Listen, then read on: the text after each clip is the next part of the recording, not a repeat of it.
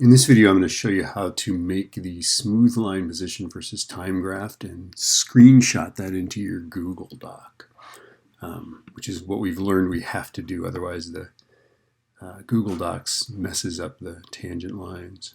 Okay, so the first thing you want to do to make the graph is select the data you're going to graph. So that's this position time stuff here.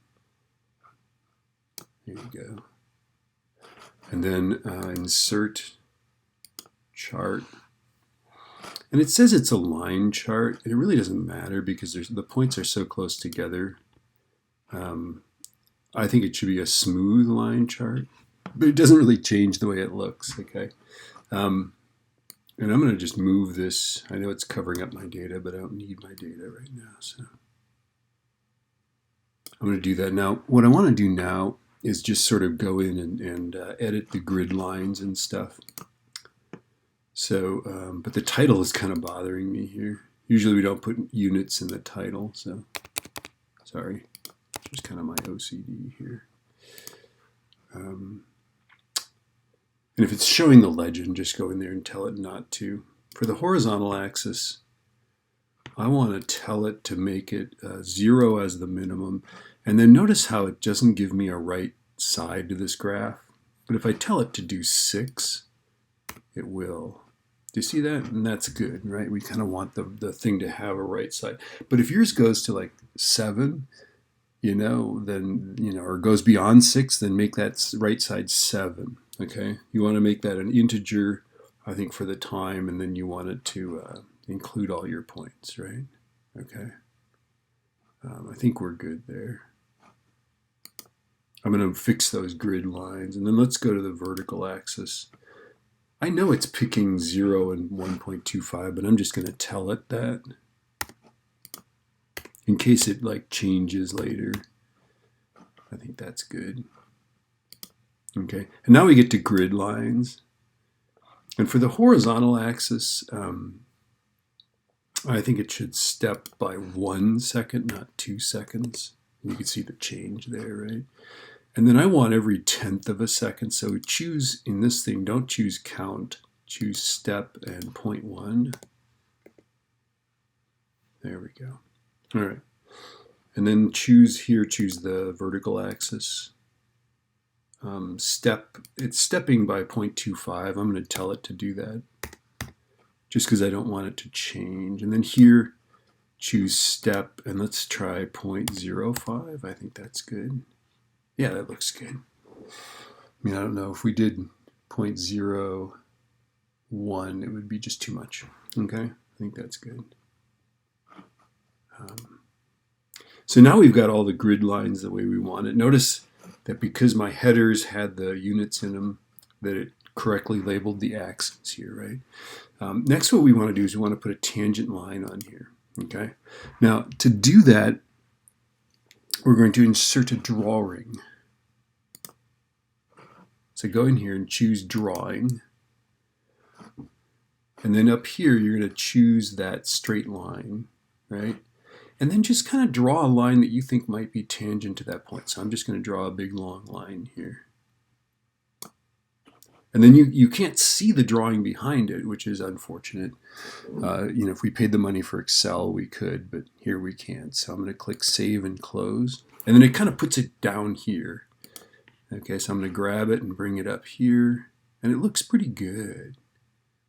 Now you might want to tweak it. If it's touching just the very end of the graph, you can move these little handles up and down and change where it touches the graph. But in general, you want it to just sort of touch the graph. That's a tangent line right there. You see that?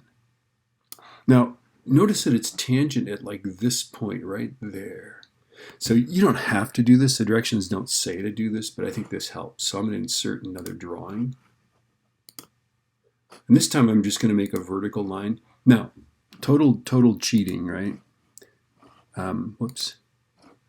I'm going to hold the shift key down, and that makes the line kind of snap to, like, I don't know, some kind of degrees there.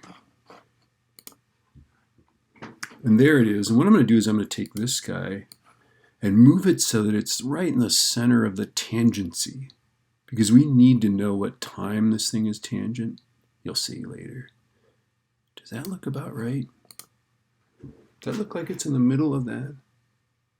No, it looks like it needs to be a little more to the left, don't you think? It's like,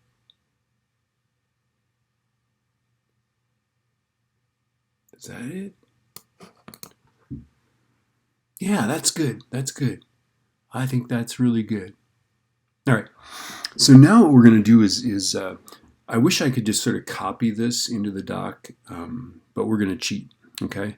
Because if you copy it into the doc, it gets squirrely and those lines go behind the graph, or they just, I don't know, they just move all over. And then when you submit it on Canvas, it gets maunched. So what we're going to do here is we're going to screenshot this, right? Now this is going to be platform dependent. So if you are using your Chromebook, you're going to do Control Shift Screenshot, and that's the little key with the. It's got some vertical lines to the right of a rectangle, and it's above the 6. I'm looking at my Chromebook right now, right? So it's hold the Control key, hold the Shift key, and then just hit that screenshot. Press and release the screenshot.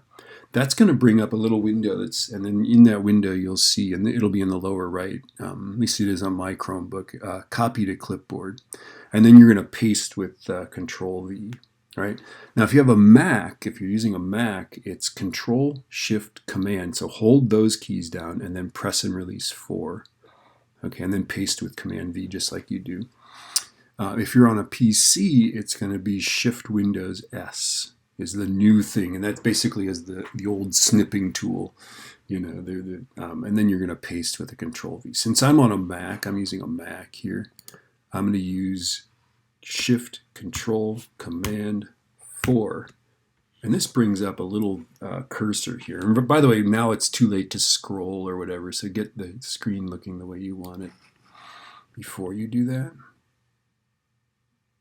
There we go. And that just sort of freezes it. It takes that picture, and now we can put that into our position time graph. So take this, see this where it says graph. You want to delete that. So I'm going to hit delete. And now I'm going to do, I'm on a Mac, so I'm going to do Command V. You're going to do Control V. Okay?